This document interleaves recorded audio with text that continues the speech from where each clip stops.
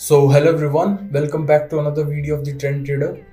So traders, ये है short straddle का पार्ट 2। अगर आपने अभी तक पार्ट 1 नहीं देखा तो इस वीडियो को छोड़ो और पहले पार्ट 1 देखो, क्योंकि अगर आपको पार्ट 2 समझना है तो आपको पार्ट 1 की नॉलेज होनी चाहिए कि इस स्ट्रैटेजी का बेसिक्स क्या है। ठीक है, अब मैं आपको समझाता हूँ short iron condor. Short iron condor क्या होती है? अब आप सोचोगे कि यार पार्ट 1 में तो आप बता रहे थे कि शॉर्ट स्ट्रैंगल क्या होती है, अब सीधे शॉर्ट आयरन कॉन्डर ये क्या चीज़ है, ये क्या बताने लगे। सो ये भी वही स्ट्रैटेजी है, बस इसके अंदर फर्क क्या होता है मैंने लिख रखा है कि short strangle plus hedge is equals to short iron condor. ठीक है, अगर अपन शॉर्ट स्ट्रैंगल को हेज कर देते हैं तो ये एक शॉर्ट आयरन कॉन्डर स्ट्रैटेजी बन जाती। ठीक है, अभी मैं आपको ये चीज चार्ट्स पर दिखाता हूँ कि क्या होता है इसका मतलब। सो लास्ट वीडियो के अंदर आपने ये पे ऑफ डायग्राम देखा था। अभी मैं इसमें क्या करूंगा, मैं इसको हेज कर दूंगा। ठीक है, मैं एक आइडियल हेज बैंक निफ्टी के अंदर 500 पॉइंट्स ऊपर का और 500 पॉइंट्स नीचे का मानता हूँ। सो मैं अभी वही करने वाला हूँ। यहाँ पे 36,700 की कॉल मैंने सेल कर रखी है एंड अभी मैं यहाँ पे क्या करूंगा, 37,200 की कॉल बाय करूंगा।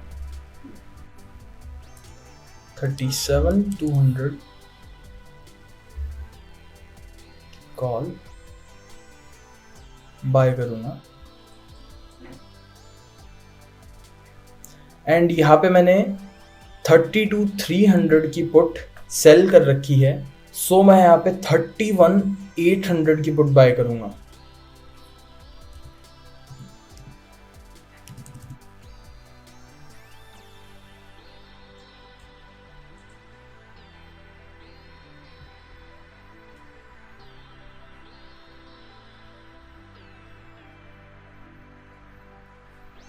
Now this is the pay of graph. Okay, अब बहुत से लोग तो यहीं पे पागल हो गए कि भाई ये क्या करवा दिया आपने, क्योंकि मोस्टली लोगों को पता क्या दिखता है, मैक्स प्रॉफिट। वो बोलेंगे यार उसमें तो 5,000 रुपये था, इसमें तो सिर्फ 2,000 रुपये, इतने में क्या होगा, आपने तो 50% से भी कम कर दिया। बट आप अगर एक चीज देखोगे, वहां पे हमारा प्रॉफिट था 4.6%, यहाँ पे 4.78% है। ठीक है, don't worry about the absolute returns. पता है लोग हेजिंग इसीलिए नहीं करते हैं क्योंकि वो एब्सोल्यूट रिटर्न्स को देखते रहते हैं, बट यहाँ पे परसेंटेज रिटर्न्स को इग्नोर करते हैं। हेजिंग करने से मैं मान गया आपके एब्सोल्यूट रिटर्न्स कम हो जाते हैं बट आपके परसेंटेज रिटर्न्स बढ़ जाते हैं।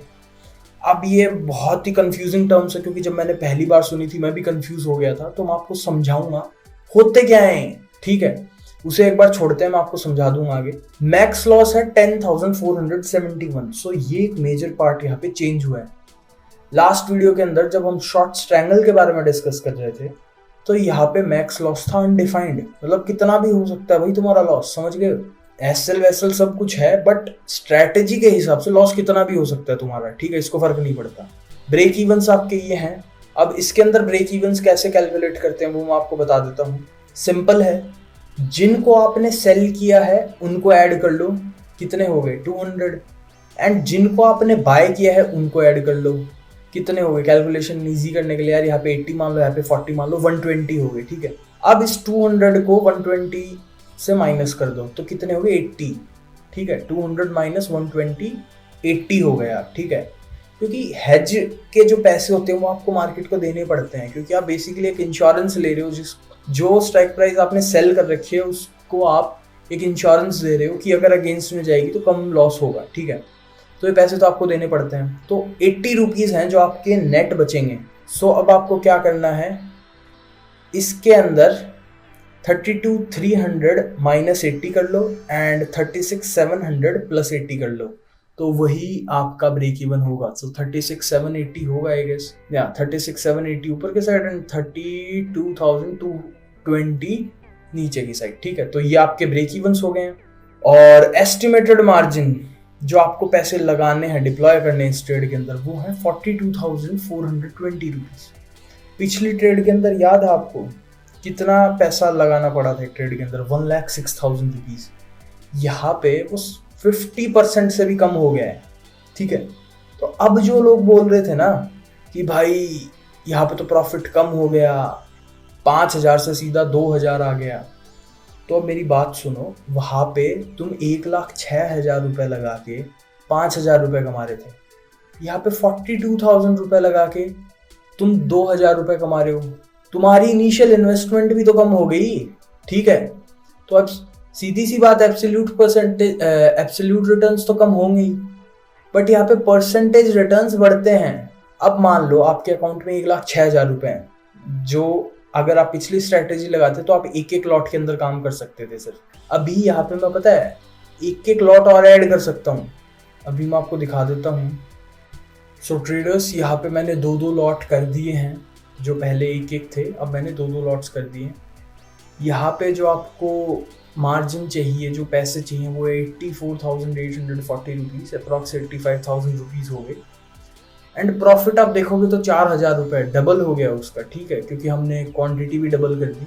अगर आप फिर भी देखो तो पिछले वीडियो के अंदर मैंने 1,06,000 रुपीज़ यूज़ करके 5,000 कमाए थे। यहाँ पे मैं 84,840 यूज़ करके 4,000 रुपये कमा रहा हूँ, ठीक है। बात ऑलमोस्ट वही है, तो हम ये क्यों करें भाई? ये इसलिए करो क्योंकि इसके अंदर लिमिटेड लॉस है, ठीक है।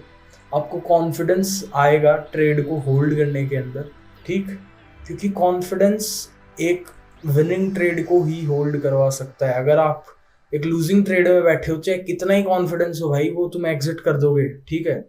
करना भी चाहिए, तो एक प्रॉपर सिस्टम को ही फॉलो करो शुरू से ही। अगर आप एकदम बिगिनर ऑप्शन सेलर हो, आप जस्ट अभी सीख रहे हो, तो शुरू से ही एकदम अच्छे प्रिंसिपल्स को फॉलो करो, एकदम सिंपल रूल्स को फॉलो करो जो कि सही हैं। मेरी बात मत सुनो, और भी जाके वीडियोस देखो कि भाई ये बंदा सही बता भी रहा है कि नहीं, ठीक है। सो बस मैं यही बताना चाहूँगा आपको इस वीडियो के अंदर। एंड हेजिंग हमेशा यूज़ करो यार, हमेशा यूज़ करो। मैंने बेनिफिट्स बहुत बार बता रहे हैं हेजिंग के कि क्या होते हैं। एक तो आपका मार्जिन कम हो जाता है इससे, ठीक है, लिमिटेड रिस्क हो जाता है। दूसरी चीज़, ये आपके एब्सोल्यूट रिटर्न्स तो कम कर देगा, बट आपके परसेंटेज रिटर्न्स बढ़ा देता है, ठीक है। ये 3 बेनिफिट्स हैं यार ऑप्शन हेजिंग के, ये बहुत होते हैं इसको फॉलो करने के लिए, ठीक है। ऑप्शन हेजिंग हमेशा करो, ठीक है। जब भी आप ऑप्शन सेलिंग कर रहे हो, हेज जरूर करो, ठीक। सो इस वीडियो में इतना ही, एंड आई होप कि यार आपको ये वीडियो समझ आई होगी। अगर समझ नहीं आई तो एक काम करना, वापस से इस वीडियो को देखो, नोटबुक लेके बैठो और पॉइंट्स लिखो, जो तुम्हें समझ में आ रहा है, नहीं समझ में आ रहा है, सब कुछ लिखते जाओ। एंड उसके बाद और चैनल्स पे जाके वीडियो देखो, आपको समझ में आ जाएगी। अगर मेरे इस वीडियो से समझ में नहीं आ रहा है तो, ठीक है। बहुत सिंपल स्ट्रैटेजी है, बहुत ज़्यादा प्रॉफिटेबल स्ट्रैटेजी है। एंड ट्राई करो मेरे पार्ट 1 और पार्ट 2 को अच्छे से देख के समझ लो, क्योंकि आने वाले टाइम पे अभी मैं वीडियोस अपलोड करने वाला हूँ इसी ऑप्शन स्ट्रैटेजी को यूज़ करके हम कैसे पैसे कमा सकते हैं स्टॉक मार्केट के अंदर, निफ्टी एंड बैंक निफ्टी के अंदर, ठीक है। क्योंकि मैं भी यही करता हूँ। मैं आपको प्रॉपर एकदम सेटअप बताऊँगा कि 10 बजे ये करना है, इस टाइम पे ये करना है, ये एसएल होना चाहिए, ये टारगेट होना चाहिए, एंट्री क्या होनी चाहिए, एग्जिट क्या होनी चाहिए। मैं उस सेटअप के अंदर सब कुछ बताने वाला हूँ। लगभग 7 से 8 वीडियोस अपलोड करूँगा, तो ट्राई करो कि पार्ट 1 पार्ट 2 एकदम अच्छे से देख के समझ लो। एंड जो मैंने बताई थी स्ट्रैटेजी शॉर्ट स्ट्रैडल की, आयरन बटरफ्लाई, वो भी अच्छे से देख के समझ लो, ठीक है गाइस। और अभी के लिए बाय, थैंक यू।